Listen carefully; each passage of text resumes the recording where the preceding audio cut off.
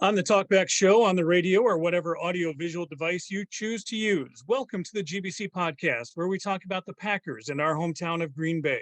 This is episode 48, created on July 31st, 2023. I'm John. I'm in Appleton, Wisconsin. Along with me, Jeff in Minnesota, and Neil on the East Coast. Say hello, gentlemen, and tell us what you're drinking. Hello, gentlemen. And once again, I'm here to shock and amaze. Bell's Oberon. A wheat ale. Okay, John, it is not a side quest, but I'm having a 2SP side stream IPA. And I've got a vodka lemonade summer hummer for me on this beautiful last day of July. Hey, you can find us on YouTube and Twitter at Green Bay Chat and Facebook at the GBC Podcast Green Bay Chat, and just the audio available on Spotify. You can find us there by searching for Green Bay Chat. Our topics tonight, we are going to be talking about training camp going on in Green Bay. 2/3 of us attended the shareholders meeting. We also participated in the Packers 5K. We had a class reunion in there as well. We did some heritage trail sites in and around Green Bay. And we're going to talk about a trip to Chico, California when we get there as well. Lots of fun things on the menu for tonight. But let's talk about training camp. Neil, you were there. How much fun was it? It was Nice. incredible. I finally made it to training camp, and the setup at Ray Nitschke Field is really perfect, especially for me as a quarterback starting my first year as a starting quarterback. And they gave out both Jordan Love and Jair face coverings for the training camp, but it was all of the sort of magic that you expect of training camp, starting just from the kids on bicycles all lined up beforehand. But Ray Nitschke Field is entirely different than, when we were looking outside a chain link fence back in the day. And, they've got two fields, one full length field, another 70-yard field. So they've got almost 200 yards of football with stands lined up all the way along that. And the anticipation before everyone showed up was really incredible as we're sort of waiting for the Packers to show up, and eventually they arrived, but the camp was supposed to start at 10:30. They didn't really get out until 10:45. So just building all of the tension for the arrivals. And the crowd by the time training camp started so I went on the first day of training camp. By the time they actually started practicing, it was filled. There was no room for anyone else within the Ray Nitschke Field. It was an environment of hope. I mean, there was certainly, there was only a few go Pack goes. It was not a game-like atmosphere, but it was an atmosphere of hope, an atmosphere of excitement, an atmosphere of let's find out what this team is going to do, even though we know that we're not going to have a handle on it on day one, or certainly even by week one or week two. But we started to see some of the things that we wanted to see as far as this team is concerned. And it's football. Football was happening. The Packers players were throwing, catching, blocking, playing special teams, a little bit of ass hats thrown in for entertainment purposes. But we saw the Packers playing football. Neil, I'm really curious because we had talked about so much prep, like getting there early, worried about getting in line, getting inside. Talk about that experience for someone who hasn't been there before, maybe wants to do it next year. What exactly did you do? What time did you get there and things like that? So the practice was supposed to start at 10:30. There was rain that morning. There was talk about it potentially being canceled or moved inside. So that may have held back the crowds. But with that caveat, I showed up about 9:30, so about an hour before practice, and there were plenty of, there were people lined up. I would say more people were lined up for seeing the Packers walk from the new facility out to Ray Nitschke Field than were actually lined up inside. Within the encampment for the team, right, there are, as I said, it's almost 200 yards wide, and the fans are allowed on one side, and then you can walk along the outside on two of the other sides on the short ends of the field. It was festive. I mean, as I said, they were giving out masks. They were giving out guides, paper guides to the coaches, to all of the players. There was a lot of support from the Packer staff, just sort of trying to help people get to different places. There's only like 6 or 8 rows of benches along the whole way, so there wasn't a lot of space, but it was something where, by the time, it was really only about 15, 20 minutes before practice started, before things were really starting to fill up. And, certainly, it took maybe 15 minutes into the practice before things were completely filled. I will say that I was in the exact center in a standing room only section. And I will say that if you have the ability to go to the standing room only and there's space there, that is where you want to be. Because one of the things that to me was most striking about training camp is, right, they're limited to how long they can do it. So it was incredibly tightly scripted. They had the period, the quarter on the stadium clock, or on the clock at Ray Nitschke Field, gave what training period they were in. And they had a very specific time that everything was done. And it was, you get done with one, you go to the next, you go to the next, you go to the next, you go to the next. And it was extremely scripted. It was extremely tight. And the players moved around in different areas. They started up just sort of, the quarterbacks and started tossing the ball. The running backs were, just sort of doing some agility drills and things like that. But things are going on throughout the field. So from where I was viewing, from where the fans are viewing, the offense was mostly on the right side. The defense was mostly on the left side until they did the 11-on-11 drills. But the amount of different movement and the amount of different things that they were doing over the course of that 90 or so minutes was really impressive as far as how tight it was. And just sort of seeing players do a lot of different things over the course of those 90 minutes. As I said, there were something like 14 different periods within the 90 minutes. Neil, would you have done anything differently being there kind of for the full practice, knowing what you know now? I would have brought a 400 millimeter lens. That's what I would have brought.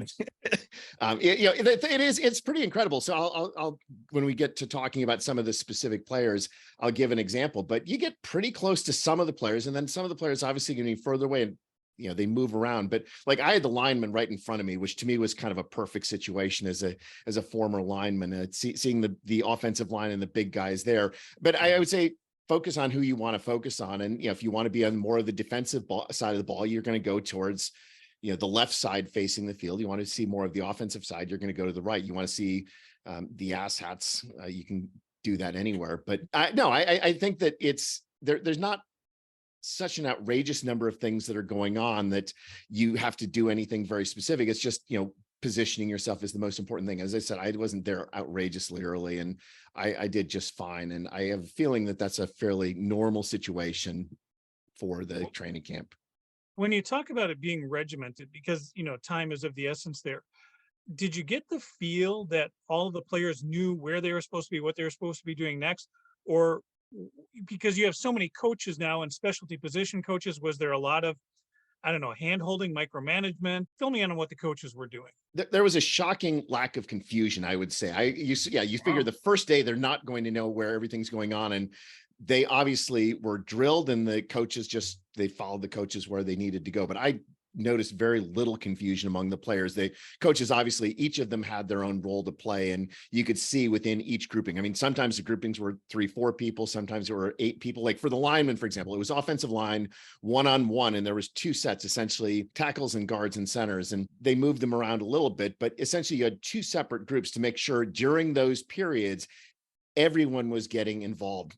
What I thought was actually the neatest drill that they did, they were working on route running. And so they would have essentially, 6 different wide receivers all lined up starting, and they'd have 3 quarterbacks throwing to them. And they were all supposed to converge at one very specific point on the field.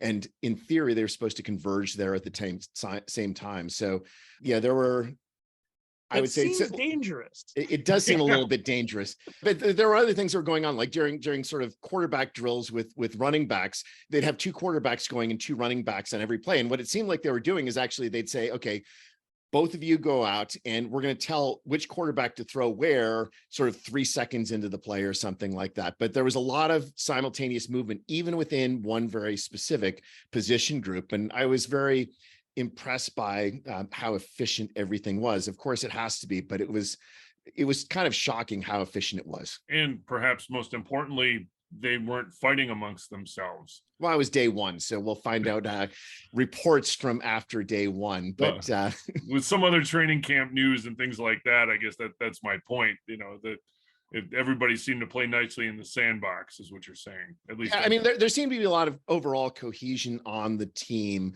as far as the players working together and wanting to get better together. And of course, you don't see all of the little things, you don't see the meetings, but I was really impressed by how organized the team was, but also how focused the team was. It wasn't just the coaches doing things, but everyone knew what they were trying to accomplish and seemed to be really focused during that time period. So there's about 100 players, give or take, on the field. Yeah, I think 90 is the official number that are allowed. Okay. Yeah. I wonder if that's, having no base of knowledge, or going to another training camp or another team or whatever.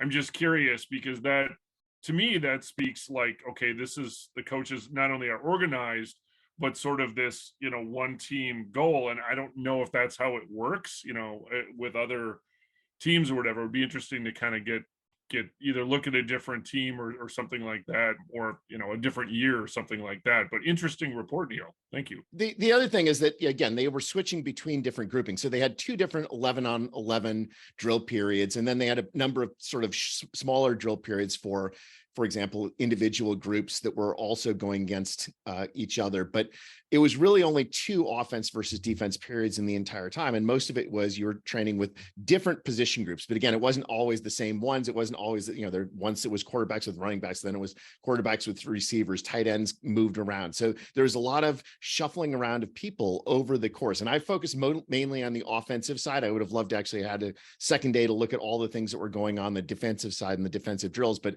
as I said, there's a lot going on at once, and you want to find out a couple of things about what's going on, and all of a sudden you miss all of the other things during the periods. Yeah. I mean, the periods were between 2 and maybe 8 minutes at most, so it was fast and furious, and it was really invigorating as far as a good jump start to thinking about this football season. So what were some of your takeaways there? Most importantly, Jordan Love looked in command. He had that composure. He had that poise. He had that leadership. He had that moxie that you want from your quarterback. And right away, just from that first day, he looked like he knew he was the alpha dog. He wasn't doing it in a cocky way. He was doing it in a way that I am confident, I'm a leader, and I'm going to be the leader for this football team. That was far and away the most important impression that I got from the training camp. And it seems that that's something that has continued over the last week of training camp. And you always worry, right? Any quarterback, right? The most important characteristic of a quarterback is their leadership ability, right? There are plenty of quarterbacks who have great arms that are terrible leaders and end up being terrible quarterbacks. And Love passed the eye test on day one, as far as I'm concerned, and passed it with flying colors. He looked like he was a leader. He knew what he was doing out there. And even if all of the throws weren't perfect, even if all of the connections with the receivers weren't perfect, because it was day one, even if all of those things weren't perfect, he was in control even when things didn't go perfectly. And we talked about that too. The day you were there, they determined that defense won the day. That defense performed better. The offense ended up doing push-ups. And the question there, well, what's going on? And I think the difference or the philosophy that I would take into it is the offense is based on precision and defense is based on disruption. And it's a lot easier to be disruptive. And the precision, though, is going to come. Even the stuff that we're seeing this week coming out of training camp, a pass that Love threw to Christian Watson today, 50 yards, dropped it right in the breadbasket. Very beautiful play. There's not a lot of video coming out of camp because it is limited, but if you can find that one online, it was a thing of beauty. And the precision is going to come. Like you said, the poise is there. The confidence is there. I think we saw even some of it last year in Jordan Love. When he did get the start, he got the chance to play. He's not a scared kid. I think there were some times in the first 2 seasons where when he did get to play, frustration took over. And once that happened, the wheels really came off. I saw a huge jump last year that he overcame that. And I think this training camp is going to be big for him. I really hope we get to see him in preseason games.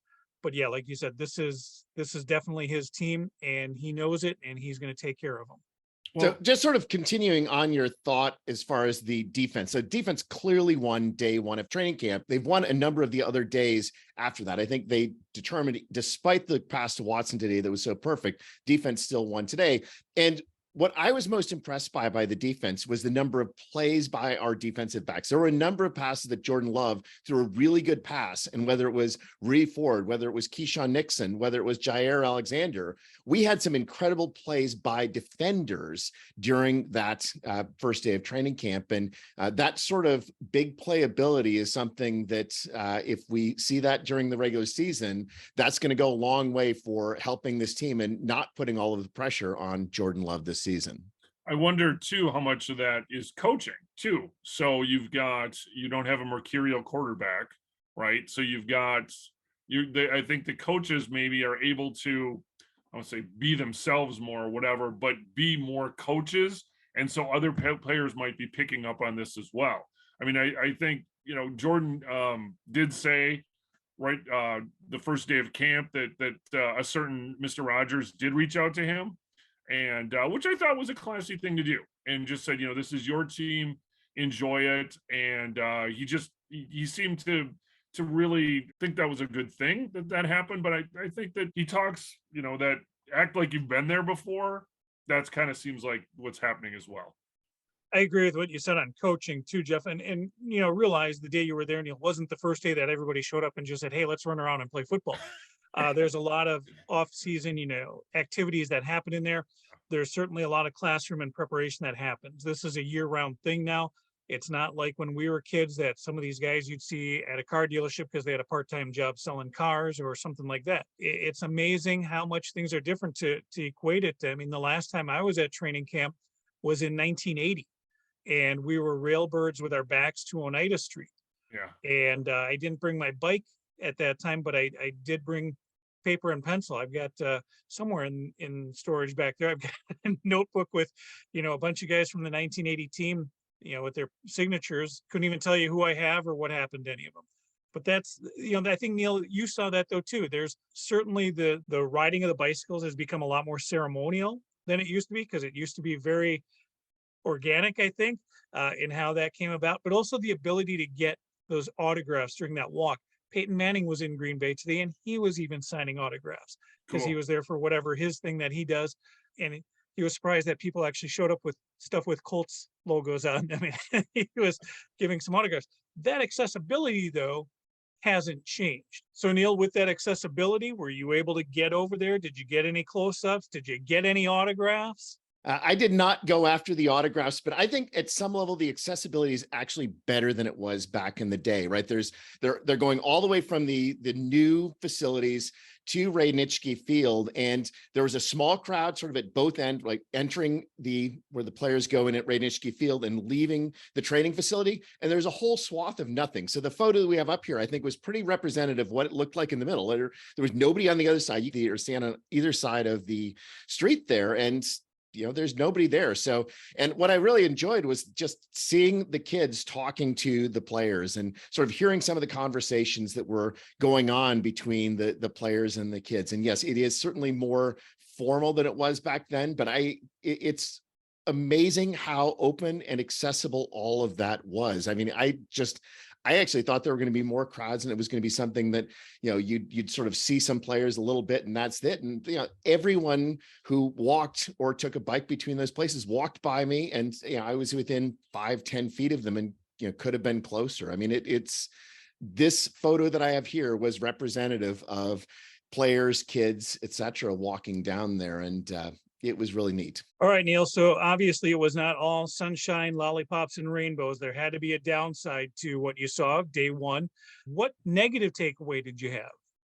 So the biggest takeaway that I had, other than Jordan Love being in control, was also related to the quarterbacks. And that is, our backup quarterbacks broadly stink. They looked absolutely terrible. They threw the ball all over the place. If Jordan Love is injured, Jordan Love being injured is actually our biggest negative possibility as far as the season is concerned, because those, Sean Clifford and Etling, they all look terrible. I saw bad throws, bad movement, bad things from all of them. And as a Packers fan, I hope that we're going to sign somebody. Clifford is, I think, just fine as a developmental quarterback, but if Jordan Love goes down, as 3/4 of all quarterbacks do in any NFL season, we need to have somebody who's actually competent in there to take the reins when Jordan Love is injured. And I did not see anything from any of our backup quarterbacks that was encouraging. Well, collectively, there's zero experience between the three of them. Magoo, who came from the USFL, yeah, he's got maybe game speed experience, but not NFL experience. I think ideally, yes, you want to see a veteran in there. Surprising that they haven't pursued a veteran quarterback, but there's not really anyone out there to snag at this time either, is there? See if Joe Flacco wants to play a backup role in the Packers. I'd love to see him there. Well, and that's a distinct possibility, right? As we get closer to the season and things like that. So there will be probably a couple surprises or a couple QBs that do get cut, and maybe that's where Green Bay jumps in and gets one of them. And, you know, I don't know if they want to, if the thought is maybe just to keep all the focus on Jordan Love. Maybe that's why they don't have somebody with experience, you know, with a great deal or any experience. But I agree. It seems like you probably want somebody with some kind of NFL Well, experience back there. even last season, they brought Blake Bortles in just as Yeah. a safety net. And I don't know what Blake's doing right now, but like you said, maybe even a Joe Flacco, just someone who has experience that they can maybe transfer that knowledge, that poise, things like that to your development for quarterbacks, that they can be ready, or to Right. have that maybe just peace of mind in a backup quarterback.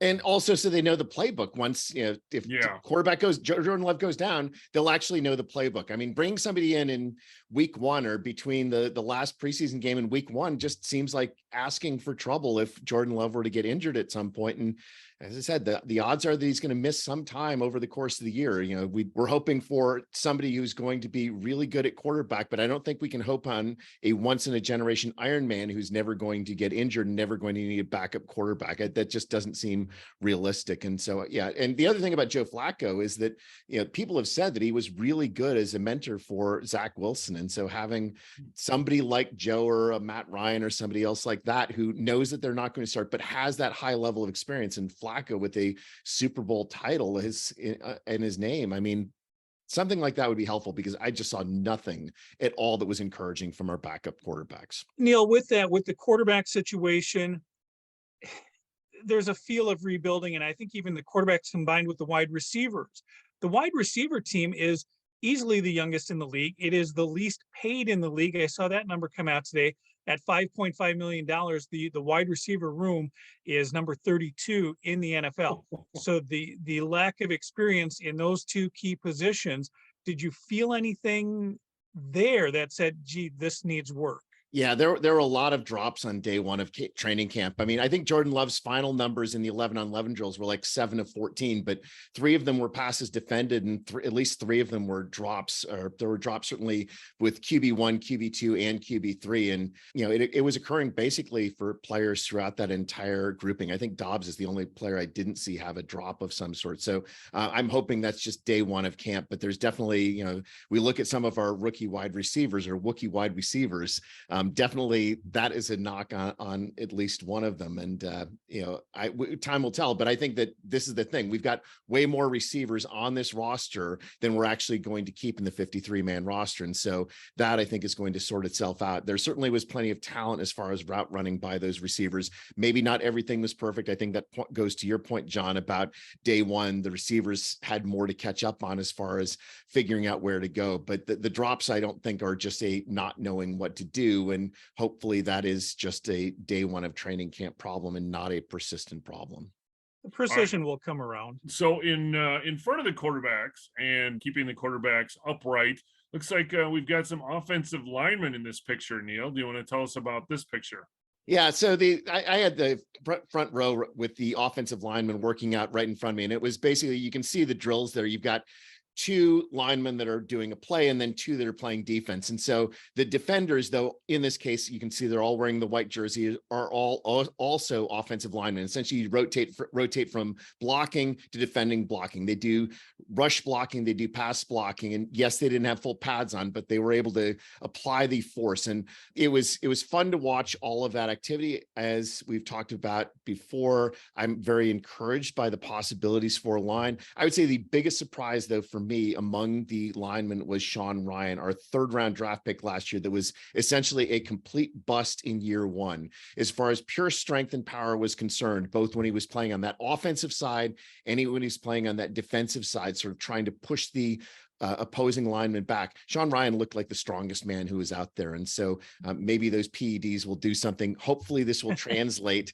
to him actually playing well this year. But I came out of day one of training camp most impressed by Sean Ryan of all of the players other than Jordan Love. And with Bakhtiari there in the foreground, how did he look? I mean, you know, they've said that they're very much measuring all of his activity. So, you know, he did some things, Jenkins did some things, but I frankly wasn't really looking at the players that I know are going to be good. It was more interesting following, the people who are going to be fighting for positions and fighting for roster spots. I found that to be more interesting, but I came out encouraged, in the context of this limited contact activity. As one of our highest paid players on the team. Just curious. They basically said he's going to play about half the snaps during training camp, or half of the practices in training camp, just because Bakhtiari's biggest problem is being injured. And so, let's not put the mileage on him so he doesn't get injured. Well, just, as a shareholder, I want to make sure that my investment is that I'm getting my return on that investment deal. That's all. You're going to get just as much in your stock price going up from him playing versus him not playing. Fair point. Fair enough. Yes. Since the two of you are shareholders, you spent a very lovely day at Lambeau Field. Jeff, did you get your money's worth on your investment out of that? Well, the tickets are free, and yes, I did feel, well, as the first time, attendee of this, I really enjoyed it. I thought it was really neat. I think, the weather helped out. It didn't rain on us. I'm sure they would have, had a plan B, but no, it was really neat. And the Packer gear, the general enthusiasm, as you can see from Neil's picture here, there's, I don't know how many, what the official count was, 7,000-8,000, something like that, maybe. But, it was a bunch of, like-minded folks. We absolutely all wanted to be there on a Monday morning, a number of retirees, but there were other people that looked like had traveled from, the guy in the Bills jersey, Neil.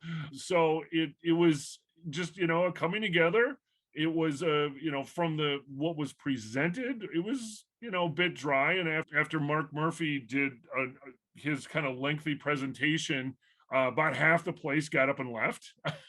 So that was, I guess, unexpected, but those people clearly had been there before and knew, the rest of it was going to be reasonably dry and more corporate-like, with the election of the board and proxy voting, and all that other good stuff. But just overall, great to be in the bowl, just kind of experiencing that. I think each of the board members certainly gave what they needed to give. And so, when Aaron Rodgers came up, I don't know if we want to dive into this now, but certainly, Aaron Rodgers' name came up, and Mark Murphy said that when the time was right, that his number would be retired. So that's, that was kind of interesting. And there was a smattering of boos, which seemed a little, I don't know, off-putting, I guess. Sure, yeah. Come on, so. I just want to point out that me booing Tottenham Hotspur Stadium was fully appropriate, however. No, that was funny. No, and that was really, really loud, too. That was really loud. Yeah, because obviously that was one of the topics with the international travel last year. And so, that was brought up, and Neil was very vociferous with his displeasure. With his displeasure in that. But like I said, it was a great experience. Maybe, next year, John, you're certainly welcome to join us, but it was seriously, it was enjoyable. It ended up being about an hour and a half in total. But like I said, primarily Mark Murphy and kind of all the different changes and things like that. That's what people were there to hear, I presume, any scoop or anything like that. So overall, real positive experience and quite fun. Yeah, I mean, it started out with Goody giving the football report, and that was really just a pep rally, essentially going through all of the highlights and ignoring the negative aspects of the previous season. So, Goody talked, I don't know, for 5-10 minutes, and it was, they had highlights on the video boards, and that was lovely. And draft picks, he talked about the draft picks. And, yeah. And then, the president's report, and as Jeff said, Mark Murphy's element was the best part. Mark Murphy was actually really funny too. I'm going to, as many people skipped. I think that we can skip those elements. I don't know that you want to hear the treasurer's report or the investment committee report or the audit committee report. There's a reason why people left after Mark Murphy was done. But Mark Murphy sort of addressed the asshats, for example, early on in the discussion and said, our special teams, or we fence as we call it, didn't call them the asshats. Yeah, specifically going through a number of the elements that have changed. And one of the things that I think was coolest is they did a video tour of the new facility, and sort of going through all of the different elements, except for showing the draft room. They apparently have this extremely high-tech draft room that is extremely top secret, and they will not let anyone see this Off unless you are part limits. of that group. They talked about buying Cheeseheads Inc. They had a little making fun of Green Bay by talking about some of the developments in the adjacent area. And only in Green Bay is a 7-story building considered a tower. There are also some other comments that were pretty funny. So talking about how the Packers are one of the few teams, or possibly the only team, that has never been eligible for Hard Knocks. And so we're proud to report that we've never been on Hard Knocks. By the way, the Jets will be on Hard Knocks this year, sort of a lovely dig in there that got the crowd going. Talking about the drafts as well, we will never host a Super Bowl in Green Bay, but we'll try to host as many NFC championships as possible. That got a big cheer. Yeah. And just sort of going through some various elements that they do surveys in the NFL, and the Packers are number 2 in the NFL for arrival statistics as far as percentage of people who arrive on time for a game. And I think John correctly noted that it's probably the Milwaukee crowd that kept us from being number 1 in the arrival Right, statistics. two of those games a year. Yeah, he didn't say who number 1 is though, did he? No, it was all a this is our team, and we're not even going to even mention any of those other teams other than the couple of digs on the Jets. But yeah, it was a really, really fun overall situation. And then finally the closer was John Zakowski, and he ended up his section at the very end of the shareholders meeting with a rallying cry that, as you look forward to our 2023 season, just remember the Beatles song, "All You Need Is Love." Perfect ending for the shareholders meeting. Well, starting in 2010, the Green Bay Packers kind of made a whole event out of kind of a homecoming weekend, if you will, for the Packers and the Packer fans, with the start of training camp, putting the shareholders meeting in there, and as of 2010, a Packers 5K run. And this is something that similar to the Bellin Run and other events in Green Bay, that you can run around Lambeau Field, outside and inside. It's a 5K that kind of goes through the Ashwaubenon neighborhood, and it finishes with a lap inside of Lambeau Field before coming back out and finishing it. I had convinced Neil that we both needed to get back into running. It has been 10 years since either of us did a competitive race. And we spent a couple of weeks getting prepared for it. And, we ran it like 2 53-year-old men who haven't run in 10 years would have run it. But it was all in fun. We got to stop and take some pictures here and there, Neil. But my favorite part of the run was afterwards. Something you said to me is that you said you could see this becoming a new tradition for you, that this was the first of many times that you look forward to coming home, doing the run, doing the shareholder meeting, doing training camp, and just being in Green Bay. And I think we're at a stage of life now that job-wise and family-wise, where we can make that commitment. And I look forward to that happening again as well. Yeah, the run was fun. I mean, there weren't many spectators. It was only a 5K run. I don't know what the winning time was, but just being able to run at a relaxed pace around the whole interior ring of Lambeau Field, looking up at my seats, looking at the new scoreboard, just taking selfies, whatever it was just fun. And then, we get out and, go through the tunnel. You went through the tunnel both ways. We got to see where Goody's parking spot was and LaFleur's parking spot were. Very perfect parking spot right by the tunnel there. And then did sprinting to the finish, John. Yeah. Yeah. We're coming out of the tunnel, Jeff. We did the lap. We're coming out of the tunnel, right? And we're kind of walking through because it bottlenecks there. And I'm thinking, we'll just take it easy. I got my video camera ready that I was going to just kind of get a little video of us making our way through the finish line, right? Sure. And Neil says, "Oh yeah, I think I saved up a little bit of energy. I think we can kick it in here." And next thing I know, that cocksucker starts running on me. And so I had to sprint to the end.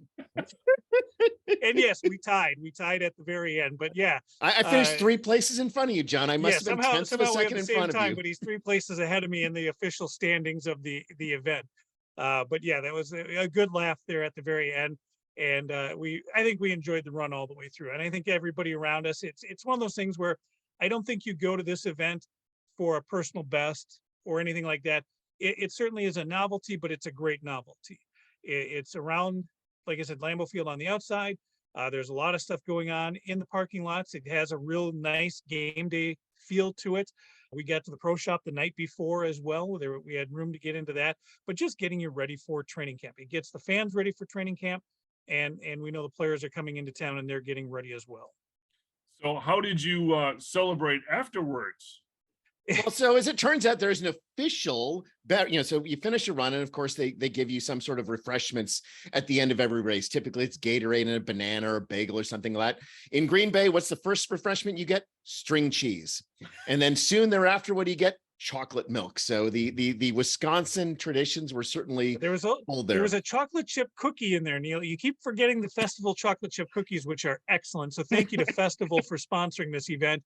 And they also gave us a banana. But then, we had to work our way over to the chocolate milk line. The milk line was the longest line that was out there for anything, and it just was so perfectly Wisconsin. And, Neil, with the chocolate milk, I insisted on getting this picture, and there is a story behind this. So here's Neil grabbing his chocolate milk after the 5K race. Neil dug up a picture a few years ago from his archives, a picture that I didn't even remember ever happening. But in 1990, Neil and I both ran the Bellin Run in Green Bay.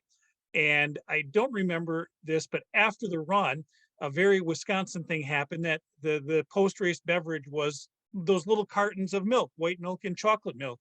And I had one of those, and Neil has a picture of me drinking from that carton of milk. And I said, Neil, I need a picture of you grabbing a chocolate milk, because it is a very Wisconsin thing to do post-race. And it is something that now we have a picture of each other with our post-race chocolate milks. And I really love that moment.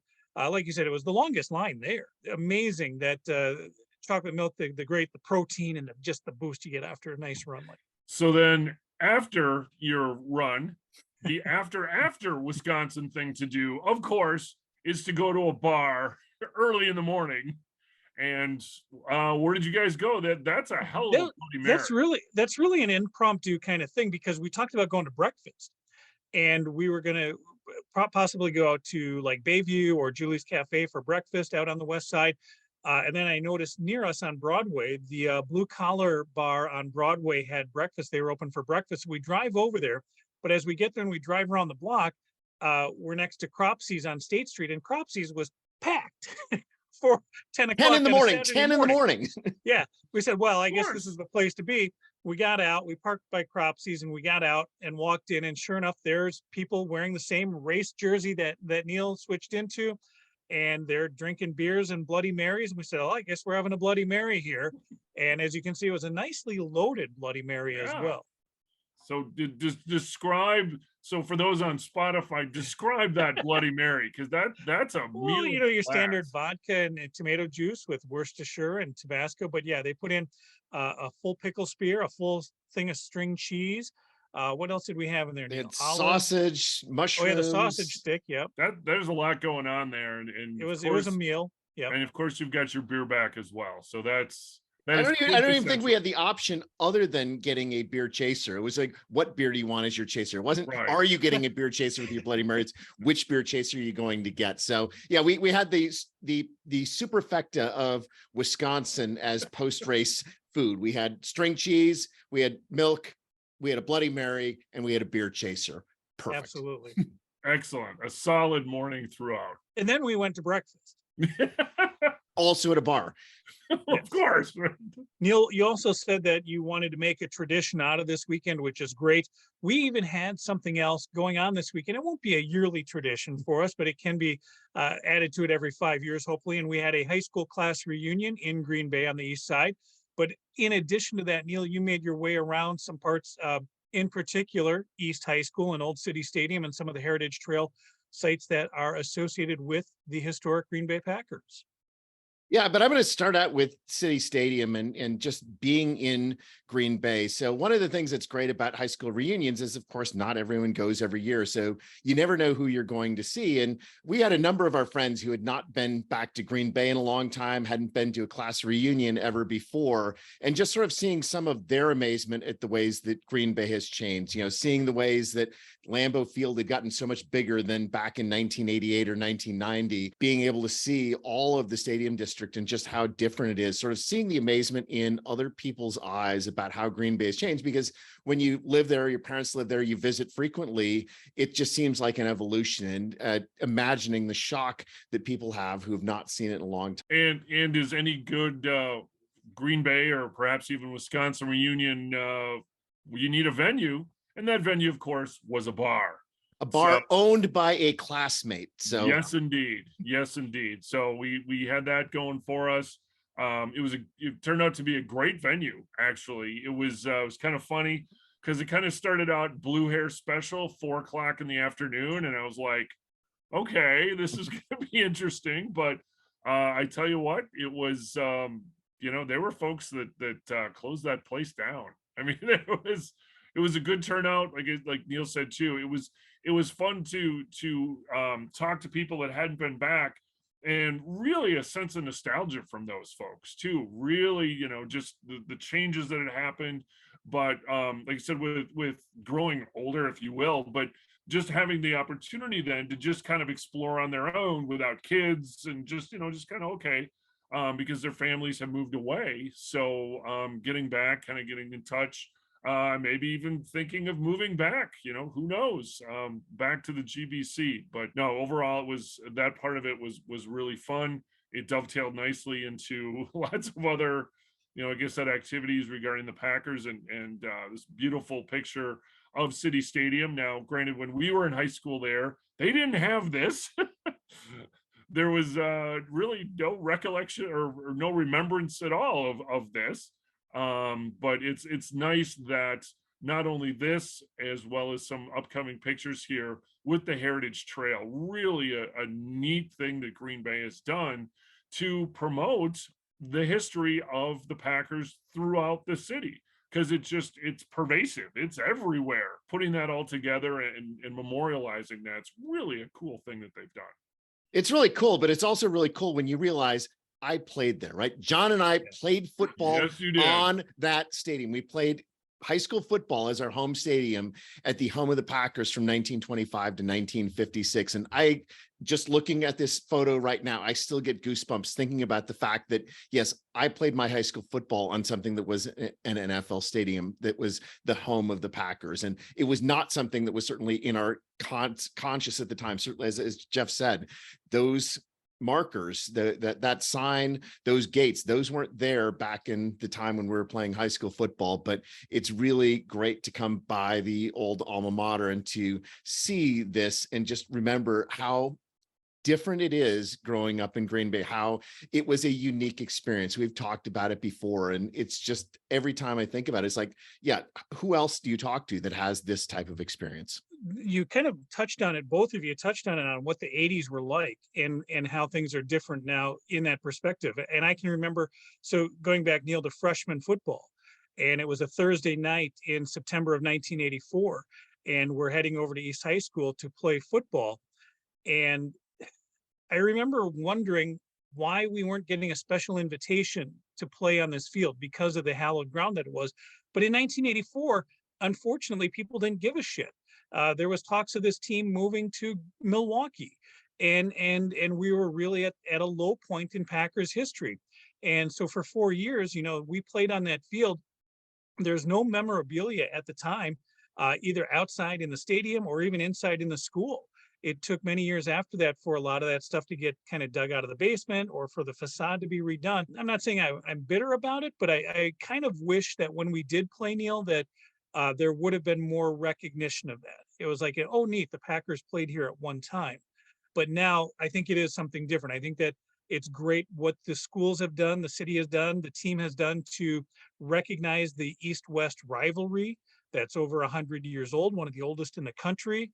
And just the number of people of all types that have played football in that stadium or been through that stadium, not even as football players, but just there. And it's great that we have that history, that we're able to embrace that.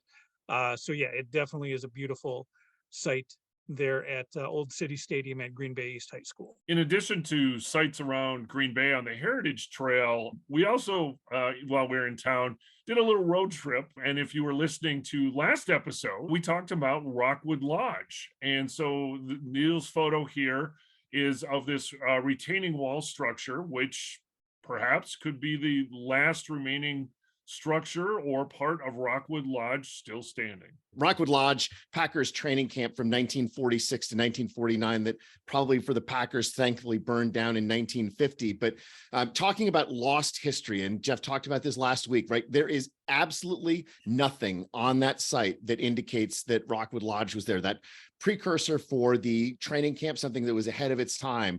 You go, there's a campground, there's areas where people can play football or whatever. There's a boat launch down at the lower level.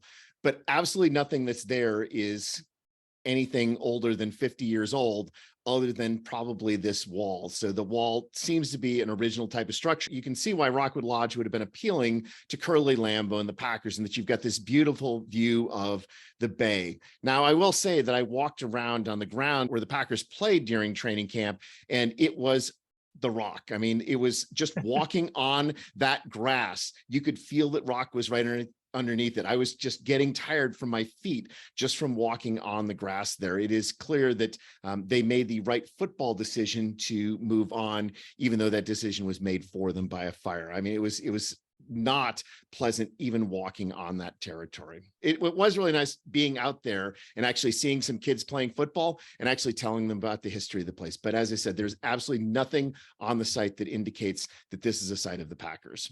But a gorgeous view, and so like you said, you can totally see why, as it overlooks the bay. It's cooler, a little bit cooler there as well. But yeah, it's odd that, and maybe, who knows, maybe that at some point it'll be recognized, or maybe that's a chapter that they just as soon forget. Who knows? But great that we were able to get up there, get back there, kind of check it out a little bit, and reminisce. So there is no placard. There is nothing there at Rockwood Lodge at this time. Maybe there will be someday to, kind of show that spot in Packer history. But Neil, you did find plenty of other plaques and signs and things like that on your trip around Green Bay. What else did you find? Who did you see, or what did you see, I should say?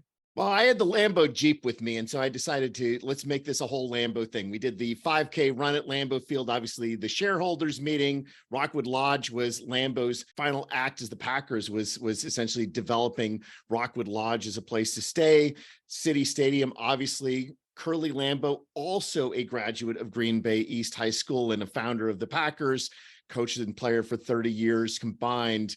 So going on, Curly Lambeau's birth home is just 6 blocks away from East High School, and it's featured in the photo that you see. So it's a house that actually dates back from 1868, and he grew up there, and he was born there, and it's, again, a part of history that you don't really expect to see, a birth home of somebody who was born in the 1800s in a place like Green Bay, and yet there it is. And at the corner of Irwin and University on Green Bay's east side, I'll point out to my mom, who I know is watching right now, that's right across the street from Nicolay Elementary School, where she walked to school for many years growing up nearby as well. Yeah, and it's a pretty neat brick building. I've got the photo of the front here, but it actually extends far beyond in the back, and then has a patio area in the back, and it's clearly occupied by somebody who lives there. It's not a museum or anything. There's a lovely built-in gas grill on the patio in the backyard as well, but very well kept up, and a fitting tribute to the founder of the Green Bay Packers. And as you found the birthplace home in Green Bay of Curly Lambeau, Neil, you found his final resting place as well.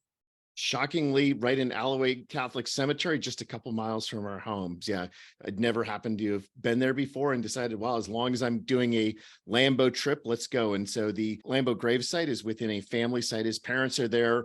You can see there's a special marker for him. One of the things that I talked to somebody who worked in the cemetery there, and she said that, yeah, one of her big jobs is actually cleaning up various memorabilia that people leave on Curly Lambeau's graves. Specifically, yeah, it's a shrine for Packers fans, and it was a really neat thing to see. Curly Lambeau's gravesite is there. His parents are next to that within a family tombstone that is for the entire family. There's some siblings there as well within that site. So, and in addition, since Curly Lambeau died, they added an additional tombstone mark. So there's this additional shrine that's between Curly's actual original tombstone and the Lambeau family that specifically recognizes his role as the founder of the Green Bay Packers, all in a very peaceful cemetery. So Alloway Catholic Cemetery is a pretty big cemetery and growing. And just as an aside, my grandparents are actually buried in the cemetery as well. It's a, like I said,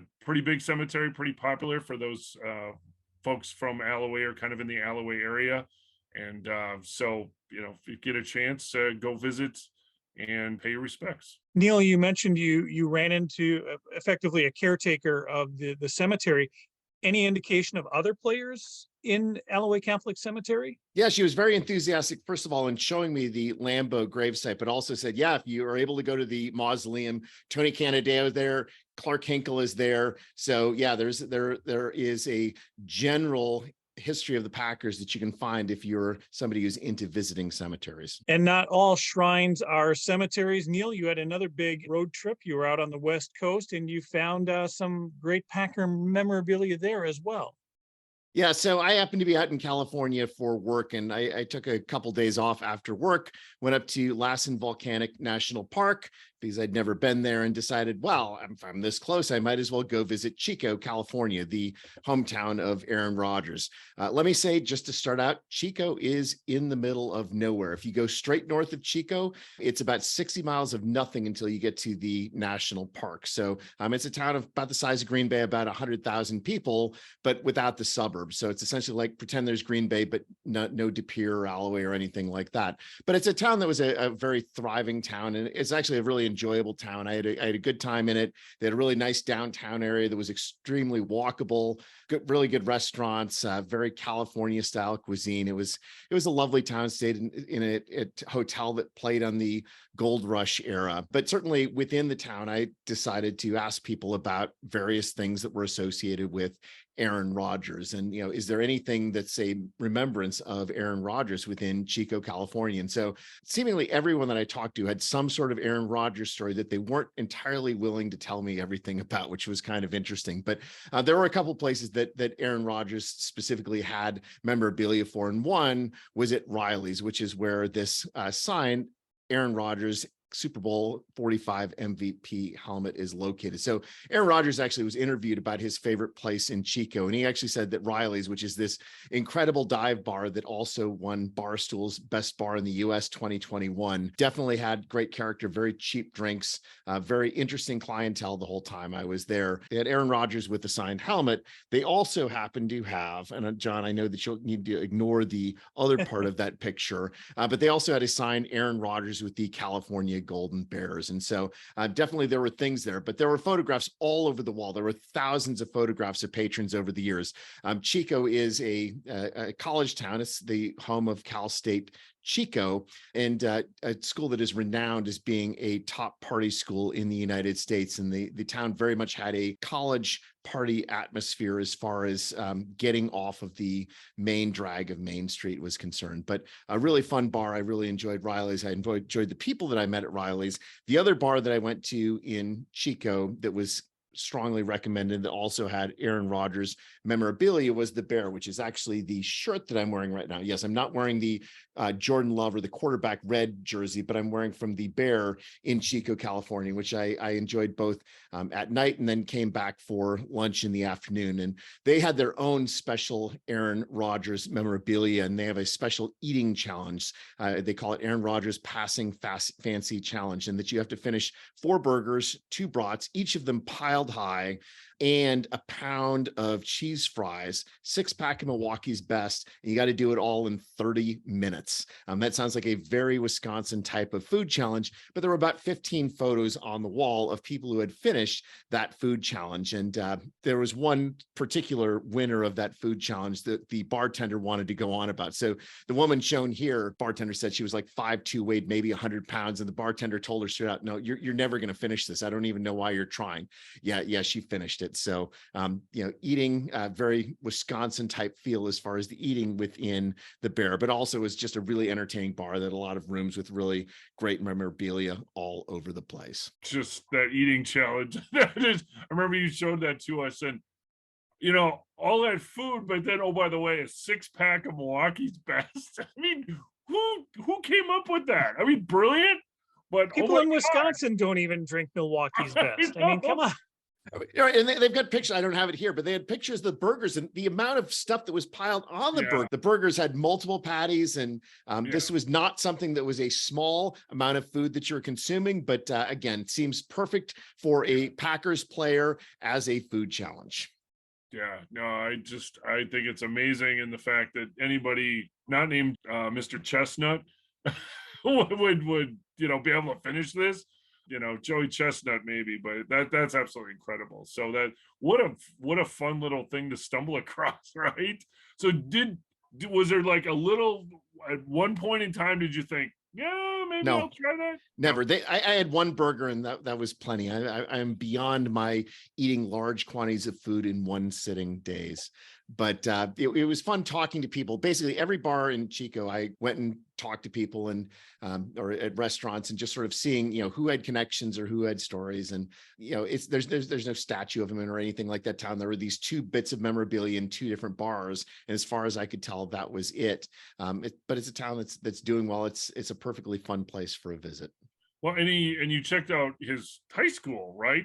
Yeah. So, Aaron Rodgers went to Pleasant Valley High School in Chico, California, and was a star quarterback there. So I figured, well, I've been to Kiln, Mississippi, and I've visited Brett Favre Field, Hancock High School in Mississippi. So let's go visit Aaron Rodgers High School field. At Brett Favre Field, there's a big statue of Brett Favre outside of it. There's a big Brett Favre field over the bleachers. There was none of that at Pleasant Valley High School. There was just nothing that was there that indicated Aaron Rodgers ever went there. There was an alumni wall of donors. There was nothing that was there. I did walk around the whole stadium just to look in all the little places. Is there something somewhere that might say Aaron Rodgers? And no, there wasn't, but I did get to see some high school players sort of in their summer camp mode, and talk to one of the players outside the weight room. And he said, yeah, there's only like one little tiny thing outside of the main office that indicates Aaron Rodgers was there. And I actually was given the explanation for that when I was talking to people in the bars, and that Aaron Rodgers had actually volunteered to donate money to build a new football stadium for his high school. So that's Pleasant Valley High School in Chico. But Chico has 2 high schools, Chico High School being the major high school. And what the school board said is, well, we will accept your money for the stadium for Pleasant Valley if you also build a stadium for Chico High School. And Aaron Rodgers said, I didn't go to Chico. Why would I ever do that? And so they basically, because of local politics, decided, well, we can't have one high school favored over the other. And I'm willing to bet the school board members were alums of Chico High School and not alums of Pleasant Valley. And they couldn't have the rival high school in town get the really cool field with the Aaron Rodgers. And so local California politics allowed Aaron Rodgers to hold on to his own money. Unfortunate for the people there. And it was really weird just that there was nothing at all indicating that a 4-time MVP quarterback, that a future NFL Hall of Famer actually was a quarterback at your high school. It was just bizarre that there was nothing there whatsoever. I also happened to venture out to Butte College, which is a tiny community college about 15 miles outside of Chico. That is where Aaron Rodgers spent 1 year before going to the University of California, and where he made a name for himself that caused him to be recruited to the Golden Bears. And there's even less at Butte Community College football stadium, indicating that Aaron Rodgers went there. You can see that there's just these 2 little tiny bleachers as far as the college is concerned. Again, it's a commuter school that's out in the middle of nowhere. It sort of looks like take the worst buildings at UW Green Bay and make a college out of that. That's what the community college looks like. It's a beautiful area. There are buttes indeed all over that entire area, but kind of shocking that at neither his high school nor his first college is there any indication that Aaron Rodgers went there. So that was the oddest part of the entire trip, that there was just this absence of Aaron Rodgers. But as I said, Chico is a nice place and a nice visit. It wasn't for lack of looking, apparently, Neil. I mean, you certainly did your due diligence, and you went around and was not to be found, huh? No, I don't understand it. But certainly Aaron Rodgers, let's say, very California nature. That California nature definitely came through as far as the town of Chico. Again, isolated town of 100,000 people in Northern California. It definitely had its own quirks and its own fun, and really enjoyable place. And a nice look at Chico, California, but we are going to keep our eyes on Green Bay. Training camp continues. Family night is coming up on Saturday. We've got live action preseason football, 3 games here in the month of August. And then we are back to real NFL football. But the month of August is going to tell us how we get that number of 90 guys on the field down to the mandated 53. And we're going to be watching every single aspect of it from here on out. Jeff, anything in particular you're looking forward to here in August in the preseason? I'm just to see football back again, right? Family night is a scrimmage. So with the preseason games coming up, hope for health. I hope that the quarterbacks and specifically Jordan Love, but just the quarterbacks in general, based on what Neil said from training camp, and the wide receivers, they kind of gel a little bit. Hopefully that'll be the case. I think, we haven't talked at all about our running back, our duo there. So I think that's going to be a strength. Probably looking to head back to Green Bay over the next month as well, and maybe check out a preseason game, or I don't know if I can get there in time. Training camp that's for the next couple weeks yet, but yeah, excited for football. Looking back, like I said, I think we had a great time back with our reunion and such, and our weekend kind of relearning the Packers. It's great that Neil had a chance to go on the Heritage Trail a little bit. Something that I certainly would like to do a little bit more of as well. Lots of history out there, so it's kind of a look back over the course of this segment here. So now that we've looked back, it's time to look forward. I know that the theme of this season is that all you need is love, but of course, it's not a game of just one player. We are looking forward to having a great season from Jordan Love. But I'm really excited that Jordan Love is having to face a really talented secondary, and he's being forced to hone his skills against some really good players. And I think it's that defense that's going to drive the team this year. The offense is certainly going to have its role, but seeing that defense improve our offense is something that's going to pay dividends throughout the season and beyond. Yep, I agree with you on that. Looking forward to the defensive strengths while the precision of the offense comes around. I would love to see how the young receivers work their way up. But Jeff, you're right. Our offensive line and our running backs are going to probably carry the offense for a little bit there as well. Plenty to keep our eyes on as preseason rolls around. We'll be back with some more episodes. But if you're watching us on YouTube, please hit subscribe. Leave a comment if you will. You can find the GBC podcast at Green Bay Chat. That's all one word on Twitter, Instagram, TikTok, Snapchat, and Spotify. And at Facebook, we are the GBC Podcast Green Bay Chat.